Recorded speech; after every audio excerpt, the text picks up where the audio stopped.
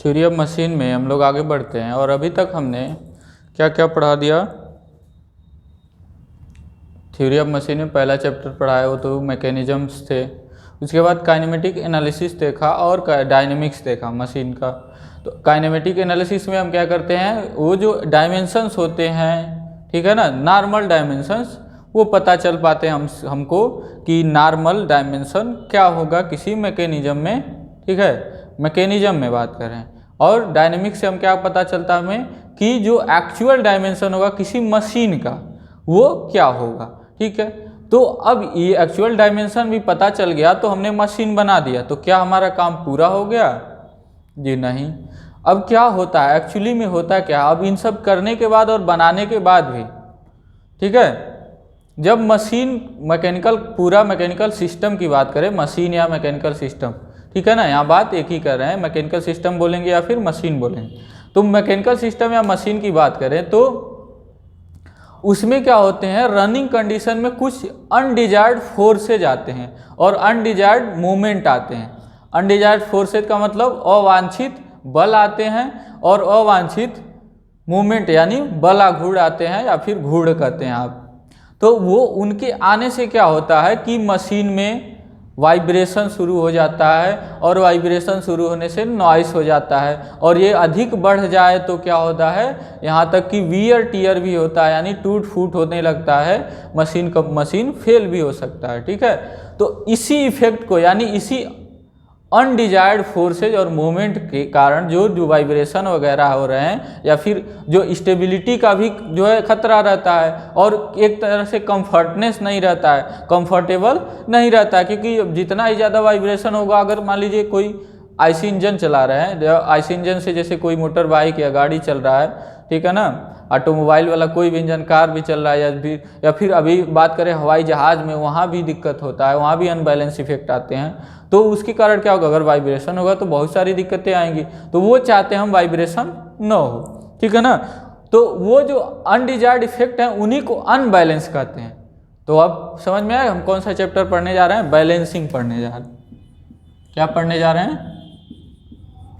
Balancing.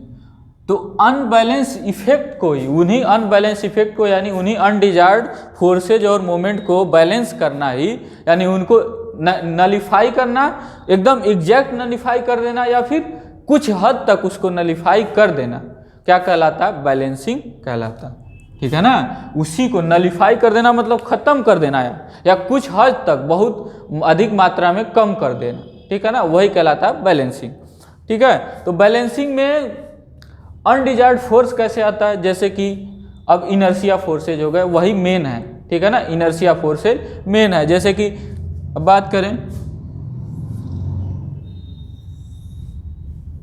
एक rotor है, ठीक है, इससे कुछ दूर पर यहाँ पे एक मास है, मास m जुड़ा हुआ है, तो इस पे क्या होगा, इस रोटर के रोटेट करने के कारण, ठीक है ना, मान लीजिए रोटर ऐसे रोटेट कर रहा है ओमेगा एंगुलर वेलोसिटी से, तो रोटेट करने के कारण रोटर के ये भी रोटेट करेगा।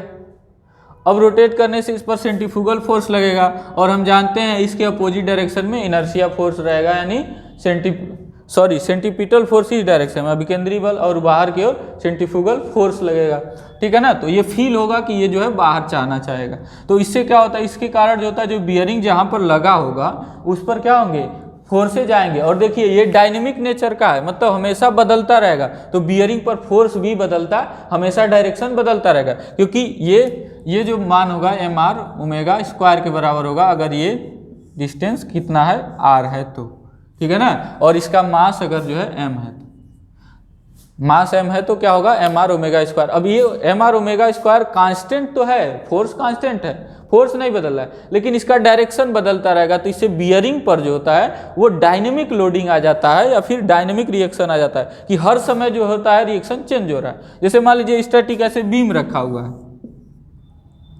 तो बियरिंग ऐसे है, तो बियरिंग पर क्या होगा, केवल बस नीचे के डायरेक्शन में एक फोर्स लग रहा है, बस रिएक्शन, या फिर नीचे के डायरेक्शन में बल लगने के कारण ये रिएक्शन दे रहा है बियरिंग, उसके अपोजिट रिएक्शन दे रहा है, तो बस एक डायरेक्शन में और बस वहीं पे है। लेकिन ये जो है जैसे रोटेट करेगा, मान लीजिए यहाँ पर था, जैसे कुछ नीचे चला गया, मतलब मान लीजिए यहाँ पर है, अब मान लीजिए रोटेट जब हुआ तो रोटेट होते हुए थे यहाँ पे आ गया, तो अब जो होगा दूसरे डायरेक्शन में फोर्स लगेगा। अब मान लीजिए रोटेट होते होते यहाँ पर रहा, तो अब जो होगा, क्योंकि फोर्स तो इस mr ओमेगा स्क्वायर इधर की ओर है ना, तो हमेशा कंटिन्यूअसली ये चेंज हो रहा है, क्योंकि ओमेगा से बहुत तेज़ी से रोटेट कर रहा है, तो बहुत तेज़ी से जो रिएक्शन होगा बियरिंग पर वो भी बदल रहा है। तो इससे क्या होगा, अनबैलेंस आएगा कि नहीं आएगा। इससे क्या होगा कि जो होगा इस पर जो है जो बियरिंग लगे होते हैं उस पर जो है बहुत ज़्यादा लोडिंग हो गया और डायनेमिक लोडिंग हो गया। डायनेमिक मतलब चलने के कारण हमेशा जो है रिएक्शन जो होगा चेंज होता रहेगा। इससे क्या होगा कि वाइब्रेशन आना ही आना है, ठीक है ना, वाइब्रेशन आना ही आना है और नॉइज उत्पन्न होना ही होना है। तो ये एक सब क्या है, ये जैसे ये क्या हो गया, एक एग्जाम्पल हो गया आपके लिए अनबैलेंस इफेक्ट का। ऐसे बात करें एक रोटर की, एक रोटर है तो ऐसे भी होता है, जैसे कि ये सब एग्जाम्पल किस में आएंगे, एक रोटर वाला। जैसे आ गया आपका वो, एक टरबाइन की बात करें, टरबाइन की बात करें, सेंट्रीफ्यूगल पंप की बात करें,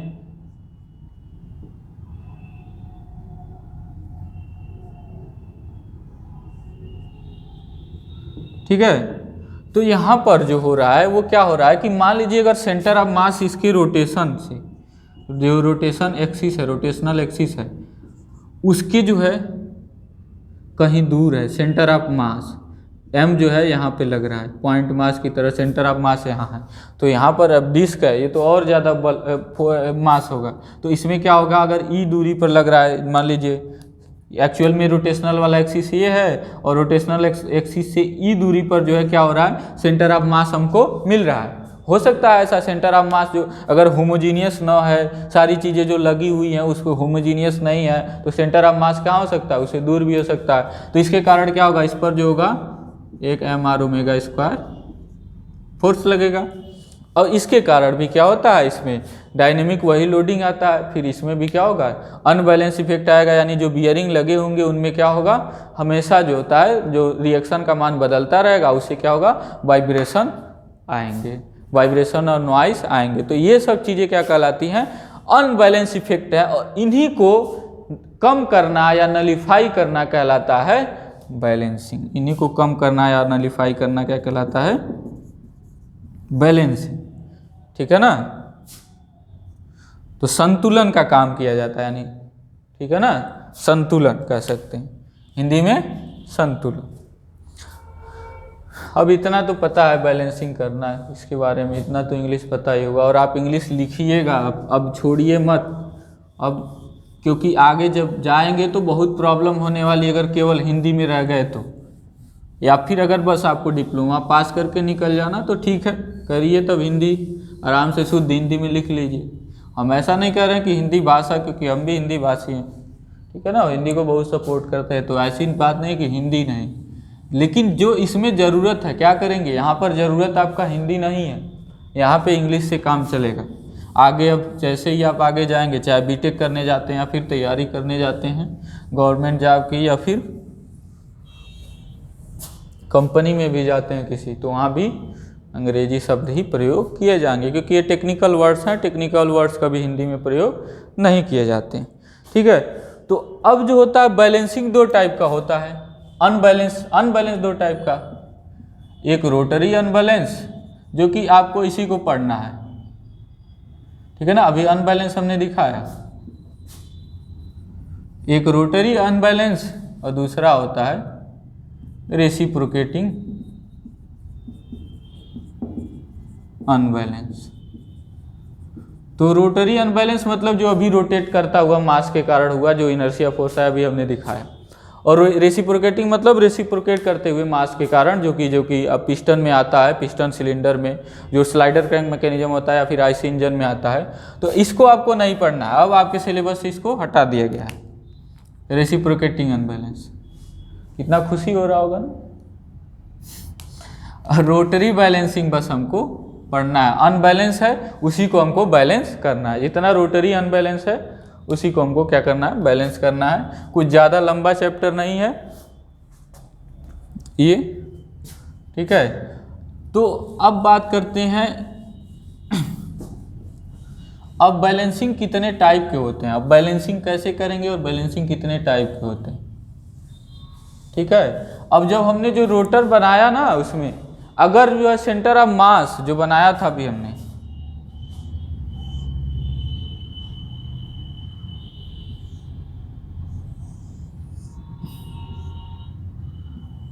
अगर सेंटर ऑफ मास इसका, अगर सेंटर ऑफ मास यही इसी पर हुआ होता तो कोई अनबैलेंस इफेक्ट नहीं आता, यानी सेंटर ऑफ मास जो होगा यहाँ पे होगा तो कोई इसमें अनबैलेंस इफेक्ट नहीं आएगा। जैसे ही कोई भी मास थोड़ा भी द्रव्यमान इधर उधर हुआ इसके सेंटर से तो वहाँ से क्या हो जाएगा, अनबैलेंस आने लगेगा। तो इसी को मतलब ये अनबैलेंस है, तो इसी को हमको ठीक करना है, यानी हमको किसी तरह से जो फोर्सेज और मोमेंट एक्सटर्नल आ रहे हैं, जैसे यहाँ पर सेंट्रीफ्यूगल फोर्स आ रहा है तो उसको हमको कम करना है, ठीक है ना, और जो भी मोमेंट आएगा उसको भी कम करना है या फिर ख़त्म कर देना, ठीक है। तो इसमें पहले आता है पहला चीज स्टैटिक बैलेंसिंग। पहला हेडिंग क्या है, स्टैटिक।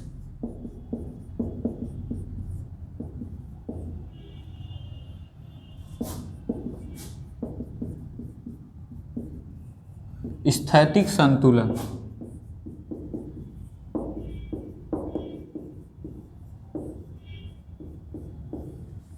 ठीक है। स्टैटिक बैलेंसिंग, तो स्टैटिक बैलेंसिंग ये होता है कि जब तक सारा जो है मास, ठीक है ना, सेंटर ऑफ मास अगर उसके रोटेशनल एक्सिस पर है, जो रोटेशन कर रहा है कोई मशीन रोटरी, क्योंकि रोटरी की बात करेंगे क्योंकि हम यहाँ पे पूरा जो है आपका रेसिप्रोकेटिंग वाला है भी नहीं और पूरी तरह से बात रोटरी की ही करेंगे पूरे सिलेबस में, आपके पूरे इस चैप्टर में। तो रोटेटिंग हो रहा है, कोई मान लीजिए कोई मशीन है या मैकेनिकल सिस्टम है, रोटेट कर रहा है, उसमें सेंटर ऑफ मास बहुत सारे मास लगे होंगे अलग अलग जगहों पर अलग अलग, ठीक है ना। तो अगर उन सब का कंबाइंड सेंटर ऑफ मास, अब सेंटर ऑफ मास 12th में पढ़ाया जाता है कैसे निकाला जाता है, ठीक है ना, ये सब चीज़ें यहाँ पर अभी नहीं है। अब आप जानिए सेंटर ऑफ मास क्या होगा कि ऐसा मास होता, ऐसा पॉइंट होता है जिस पर माना जा सकता है कि सारा मास जो है पूरे मैकेनिकल सिस्टम का वहाँ पर कंसंट्रेटेड है, यानी जो मोशन हो रहा है हम सारे को भूल के मान सकते हैं कि उसी पॉइंट का केवल मोशन हो रहा है, बाकी किसी चीज़ का मोशन नहीं हो रहा है। तो सेंटर ऑफ मास अगर रोटेशनल एक्सिस पर है पूरे मैकेनिकल सिस्टम का तो वो कैसे कहाँ पर होता है, स्टैटिक बैलेंस होता है, मतलब स्टैटिक बैलेंसिंग कंडीशन में होता है, यानी उस पर कोई स्टैटिक अनबैलेंस नहीं है, ठीक है। यानी कहने का क्या मतलब है कि मान लीजिए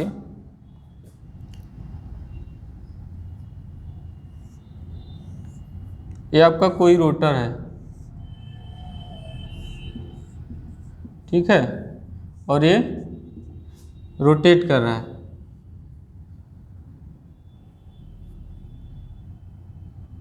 या फिर इससे जो है अच्छा हम तरीका बताते हैं आपको, ये आपके डिप्लोमा के बुक में दिया है।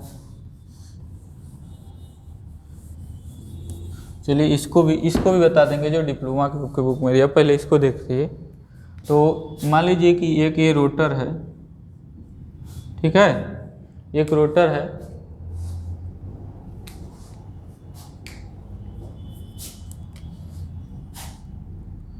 और इस पर जो है एक जगह पर और एक ही प्लेन में, एक जगह पर एक ही प्लेन में, जैसे कि ये रोटर है तो एक प्लेन में, ठीक है ना, एक प्लेन लीजिए और इसमें कई सारे मासेज जो हैं अलग अलग जगहों पर लगे हुए हैं।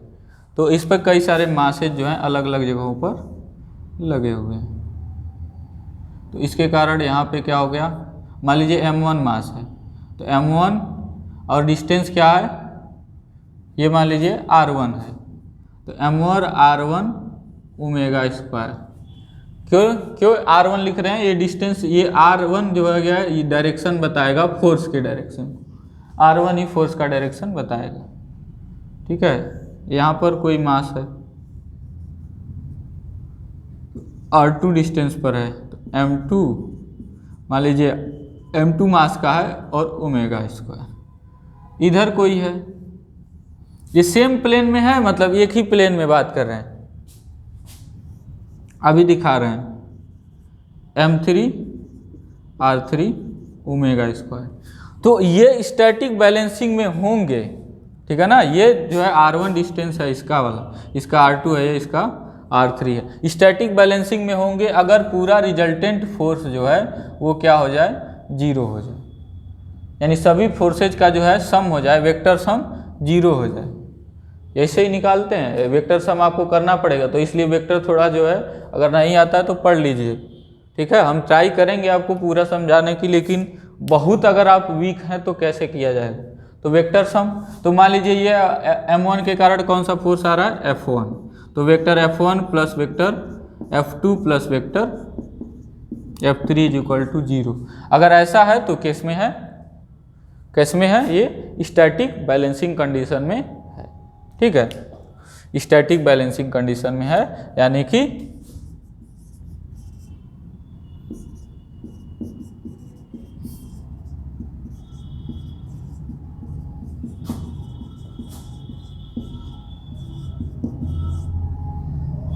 ठीक है।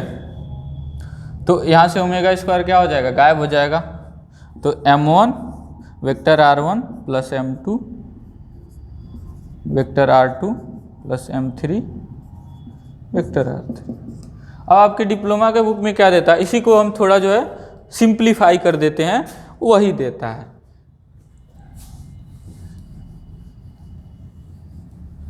ठीक है। तो स्टैटिक बैलेंसिंग में बस ये है कि रिजल्टेंट जो होगा फोर्सेज का, वो जो होगा क्या होगा, 0 होगा, ठीक है ना। जो सेंट्रीफ्यूगल फोर्सेज आ रहे हैं उनका जो है रिजल्टेंट जो होगा वो 0 होगा, बस इतना है। तो हो सकता है सेम प्लेन में न लेके आप क्या करिए, दूसरे प्लेन में ले लीजिए। यहाँ पर एक मास M1 है, मतलब ये मास M1 है, तो M1 के कारण जो होगा ऊपर की ओर लगेगा M1 R1 ओमेगा स्क्वायर, मान लीजिए R1 दूरी पर है, ठीक है। तो यहाँ पे क्या लगा दे, कोई मास एक्स्ट्रा जोड़ दें इसमें, ठीक है ना, क्योंकि इसमें हम जोड़ नहीं सकते, ठीक है। यहाँ पे अनबैलेंस आ रहा है तो यहाँ पे हम जोड़ सकते हैं, तो कोई मास जोड़ दें M2 का और R2 रेडियस पे ओमेगा स्क्वायर, तो M2 R2 ओमेगा स्क्वायर, बल नीचे की ओर, ये बल ऊपर की ओर, तो क्या हो गया, वेक्टर का कोई ज़रूरत नहीं है, एक बल ऊपर की ओर एक बल नीचे की ओर और दो ही बल हैं, तो दोनों का रिजल्टेंट 0 होना चाहिए, यानी इतना बल, ये ऊपर वाला बल बराबर नीचे वाला बल। तो यहाँ से क्या हो जाएगा, M1 R1 ओमेगा स्क्वायर, तो वेक्टर की ज़रूरत ही नहीं पड़ेगी इसमें, M2 R2 ओमेगा स्क्वायर। लेकिन जनरल कंडीशन में 3-4 आ जाएंगे तो वेक्टर की ज़रूरत पड़ेगी, तो आगे हम देखेंगे उसको। तो यहाँ से क्या हो जाएगा, ओमेगा स्क्वायर से ओमेगा स्क्वायर कट गया, तो M1 R1 is equal to M2 R2। तो जब तक ये सेंट्रीफ्यूगल फोर्स बराबर है, यानी जब तक M1 R1 का गुणा M2 R2 के बराबर होगा, यानी कि ये कैसे है, स्टैटिक बैलेंसिंग में ये रोटर है, ठीक है ना। यानी कि हमने यहाँ पे साइड व्यू बनाए, तो यहाँ पर था आपका जो है अनबैलेंस मास था, जो कि स्टैटिक बैलेंसिंग में नहीं था, क्योंकि देखिए यहाँ पे अगर सेंटर ऑफ मास रहेगा तो फोर्स ऑफ ग्रेविटी के कारण कहीं छोड़ेंगे तो क्या हो जाएगा, वो नीचे हमेशा आने का ट्राई करेगा, ठीक है ना, क्योंकि उसी पर जो है फोर्स ऑफ ग्रेविटी लगेगा। तो क्या होगा, अगर जो है एग्जैक्ट इस पोजीशन पे नहीं है, कहीं और है, तो क्या होगा, नीचे आने का ट्राई करेगा। हम चाहते हैं कि जहाँ हम रोक दें, रोटर वहीं रुका रहे, वहाँ से मोशन न करे। जैसे कि मान लीजिए कि इसको किसी चीज़ को ऐसे रोटेट करके कहीं रोक रहे हैं, तो क्या होगा, अगर फोर्स मान लीजिए यहाँ पर सेंटर ऑफ मास है, तो यहाँ से ग्रेविटी लगेगा, फोर्स ऑफ ग्रेविटी, तो फोर्स ऑफ ग्रेविटी के कारण क्या होगा, ये झुक जाएगा, नीचे की ओर आ जाएगा, ठीक है ना। हम चाहते हैं कि वही रुका रहे। तो स्टैटिक बैलेंसिंग का मतलब वो होता है कि वहीं जहाँ रोक दिए, जिस पोजीशन पे, जिस एंगुलर पोजीशन पे, उसी एंगुलर पोजीशन पे रुका रहे, ये नहीं कि रोटेट कर जाए अपने आप, ठीक है। तो वो स्टैटिक बैलेंसिंग होता है। आगे डायनेमिक बैलेंसिंग क्या होता है बताएंगे। तो यहाँ पर R1 डिस्टेंस पर था और हमने क्या कर दिया, R2 डिस्टेंस पर एक दूसरा मास लगा दिया। अगर मास छोटा होगा तो हमको डिस्टेंस बढ़ाना पड़ेगा, और मास बड़ा कर रहे हैं डिस्टेंस छोटा करना पड़ेगा। M2 मास को लगा दिया कितने डिस्टेंस पर, R2 डिस्टेंस पर। तो M1 R1 अनबैलेंस था, फोर्स जो है M1 R1 omega square unbalance था, इसके कारण बैलेंस हो गया। तो अगर मास जो है अगर ज़्यादा रखेंगे तो दूरी कम रखेंगे, बशर्ते इन दोनों का गुणा उतने के बराबर होना चाहिए, इन दोनों के गुणा। R2 जो है अगर ज़्यादा रखेंगे तो मास कम रखेंगे, मास ज़्यादा रखेंगे तो R2 कम रखेंगे। तो ये कहलाता है स्टैटिक बैलेंसिंग, ठीक है। अब स्टैटिक कंडीशन में है, अब मान लीजिए रोटेट करने लग जाए, यही रोटेट करने लग जाए, तो रोटेशन के कारण क्या होगा, ध्यान से देखिएगा।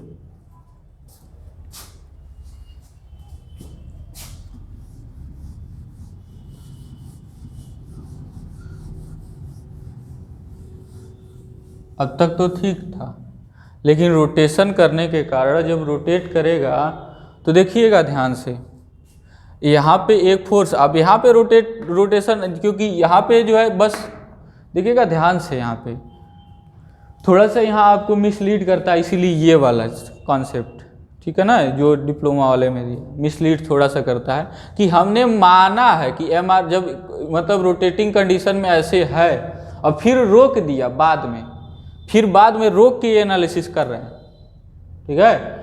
अगर रोटेटिंग कंडीशन में अगर रोटेट करने लगेगा तो ये इसका जो है वैल्यू आएगा।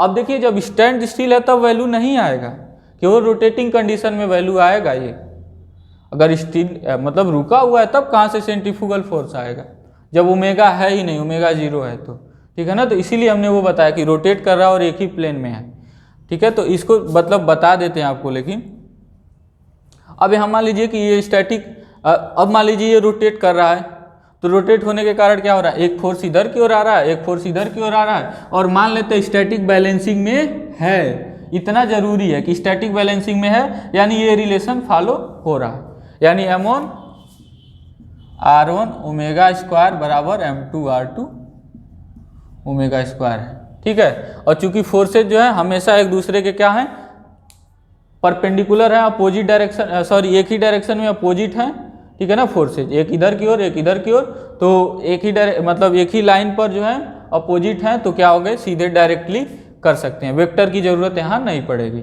लेकिन अलग अलग एंगल पर होंगे तो वेक्टर की जरूरत पड़ेगी, जो हम आगे देखेंगे। तो मान लीजिए M1 R1 ओमेगा स्क्वायर हो गया। अब यहाँ मोशन के कारण देखिए, एक फोर्स इस डायरेक्शन में, एक फोर्स इस डायरेक्शन में।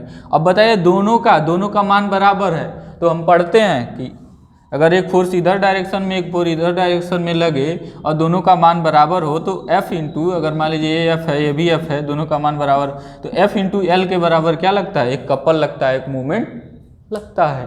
तो यहाँ पर क्या हो गया, अब यहाँ पे एक मूवमेंट भी लगने लगा। अब इस मूवमेंट के कारण क्या होगा, बियरिंग उस मूवमेंट को फील करेगा, उस पर जाएगा, वाइब्रेशन होगा, उसमें नॉइज उत्पन्न होंगे, यानी उस पर क्या हो गया, एक कपल भी लगने लगा। तो अब इसको कैसे संतुलित करेंगे, ठीक है। तो इसको भी अब संतुलित करने के लिए हम मान लेते हैं अदर 2 मासेज लगाएंगे, जो कि इसके अपोजिट कपल इंड्यूस करें और इतने के बराबर, ठीक है ना।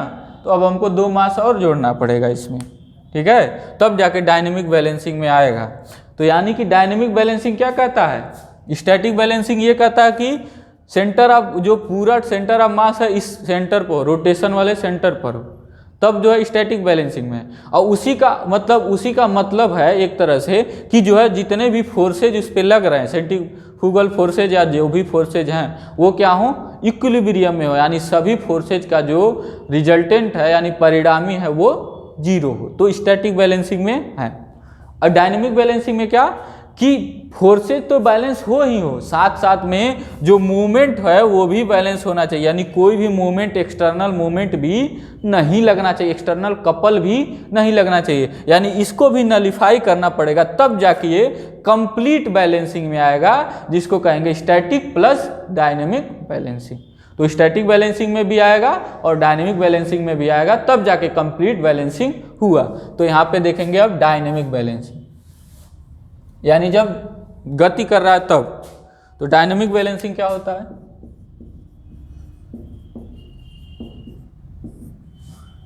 अब डायनेमिक बैलेंसिंग में क्या, इतना का देखिए यहाँ पे लग रहा है, यहाँ पे फोर्स लग रहा है, आ रहा है वैल्यू, यानी जो है कहने का मतलब इतने मान का,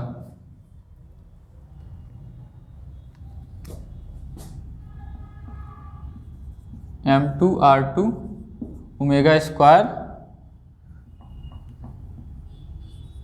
M1 R1 ओमेगा स्क्वायर कर लीजिए, दोनों फिर से वही बात, क्योंकि दोनों बराबर ही हैं, ठीक है ना। तो इतने मान का इंटू L डिस्टेंस का क्या आ रहा है, हमको ये हमारे सामने एक कपल लग रहा है इस डायरेक्शन में, तो हम चाहेंगे कि हम फोर्सेज ऐसे लगाएं, तो यहाँ पे एक जो है मास लगा देते हैं M3, ठीक है, तो m3r3 ओमेगा स्क्वायर, ठीक है, m3r3 ओमेगा स्क्वायर, और यहाँ पे एक मास लगा देते हैं इसके अपोजिट डायरेक्शन में, बैलेंसिंग मासेज हैं सबके, ठीक है। अब भाई रोटर है तो ज़रूरी होता है कि रोटर में हम क्या कर सकते हैं, रोटर में हम जो है मासेज जो लगा पाएंगे, जो मासेज लगा पाएंगे वो क्या होंगे, वो हम इस पे मतलब इसके किनारे ही लगा पाएंगे, इस पर नहीं लगा पाएंगे, तो ये किनारे ही लगा पाते हैं, इसीलिए तो m3r3 ओमेगा स्क्वायर, यहाँ पे लगा दिया एक और m4r4 ओमेगा स्क्वायर। अब ये क्या कर रहे हैं, ये भी अब यहाँ पे ये ऐसे होने चाहिए कि इन दोनों के कारण जो बल आ रहा है और इन दोनों के कारण जो बल आ रहा है वो बराबर होने चाहिए, ठीक है ना, यानी कि इनका जो है मल्टीप्लिकेशन, ठीक है ना, यहाँ पे ध्यान दीजिएगा, तो ये फोर्स जो होना चाहिए इसके बराबर होना चाहिए, और ये फोर्स जो होना चाहिए इसके बराबर होना चाहिए। एक तरह से क्या हो गए, तो सभी फोर्सेज क्या हो गए, बराबर होने चाहिए, यानी कहने का मतलब क्या है, ये बराबर होना चाहिए m4r2 ओमेगा स्क्वायर और m3r3 ओमेगा स्क्वायर, ठीक है ना। तो ये स्टैटिक बैलेंसिंग हो गया पूरा फोर्स, ठीक है ना, बराबर हो गया। और क्या हो रहा है,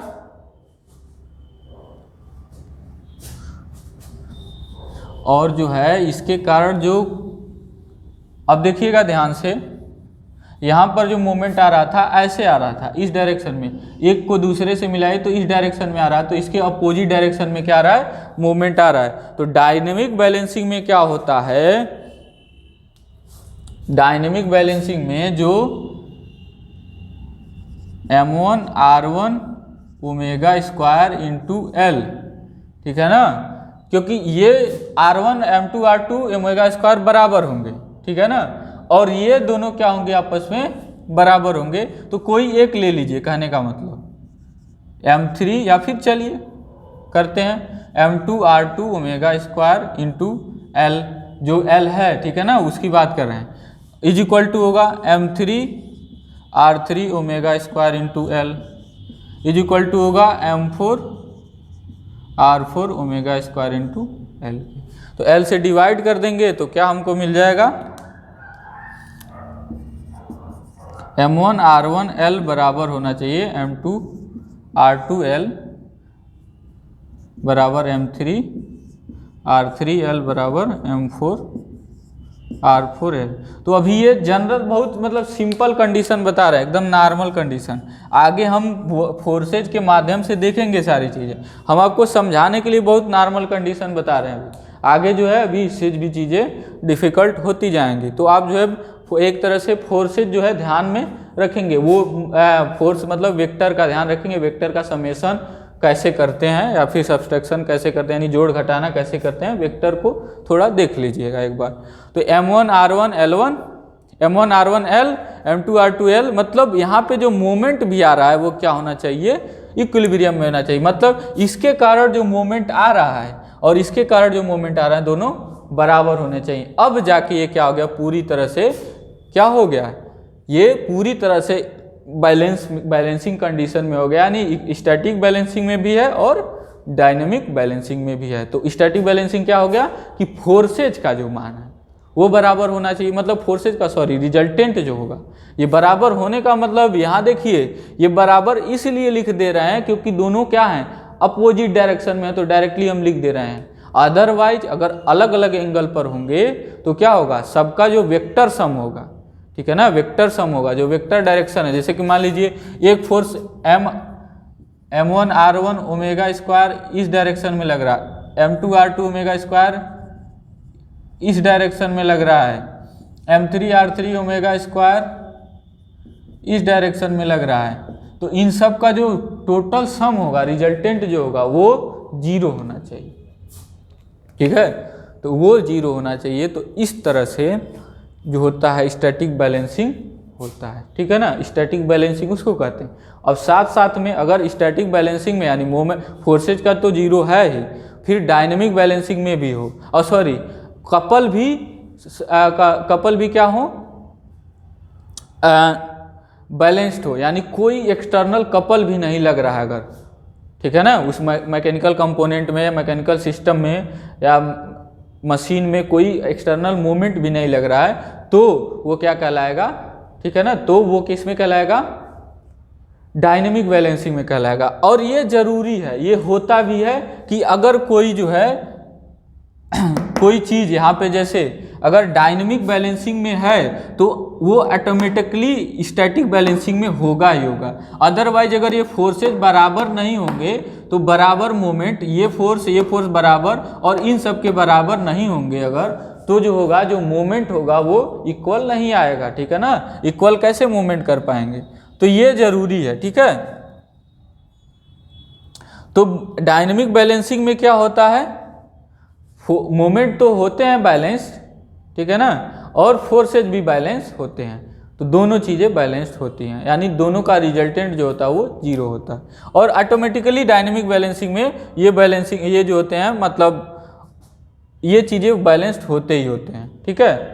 ये देखिए यहाँ पे ये चेंज भी कर सकते हैं कि ये जो है हमने डिस्टेंस चेंज कर दिया, समझिए बात को, ये जो है इसके बीच L डिस्टेंस रहा था इस फोर्स और इस फोर्स के बीच, मान लीजिए L1 था और इस फोर्स के बीच L2 था, तो हम चेंज कर सकते हैं, कोई दिक्कत नहीं है। L2 कर सकते हैं M3 R3 और इसके बीच का, और इसको कर सकते हैं L1, तो कटेगा भी नहीं, ठीक है ना।